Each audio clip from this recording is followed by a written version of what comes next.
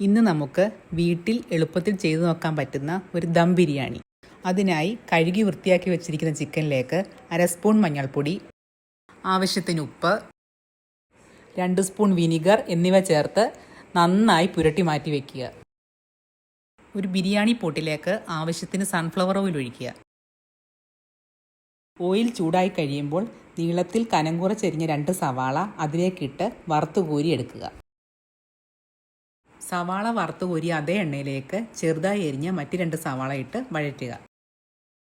അതിലേക്ക് 1 table spoon ginger paste, 1 table spoon garlic paste, 1/2 table spoon മഞ്ഞൾപ്പൊടി, 1 table spoon മുളക് പൊടി, 1 ടേബിൾ സ്പൂൺ മല്ലിപ്പൊടി, 1 ടേബിൾ സ്പൂൺ ഗരം മസാല എന്നിവ ഇട്ട് വഴറ്റി എടുത്തു വെച്ചിരിക്കുന്ന ചിക്കനും അതിലേക്ക് ആഡ് ചെയ്ത് നല്ലതുപോലെ ഇളക്കി യോജിപ്പിക്കുക.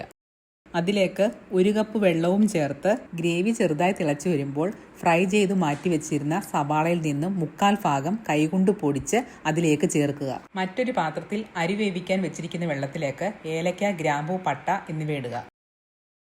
വെള്ളം തിളയ്ക്കാൻ തുടങ്ങുമ്പോൾ കഴുകി മാറ്റി വെച്ചിരുന്ന 3 കപ്പ് അരി അതിലേക്ക് ഇടുക.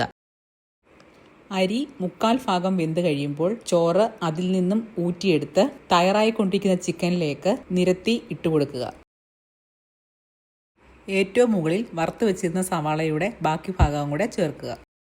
അതിന് മുകളിലേക്ക് അല്പം നെയ്യും കൂടി ചേർത്ത് പാത്രം നന്നായി അടച്ചു വെച്ച് 15 മിനിറ്റ് ഫ്ലെയിം സിമ്മിൽ വെക്കുക.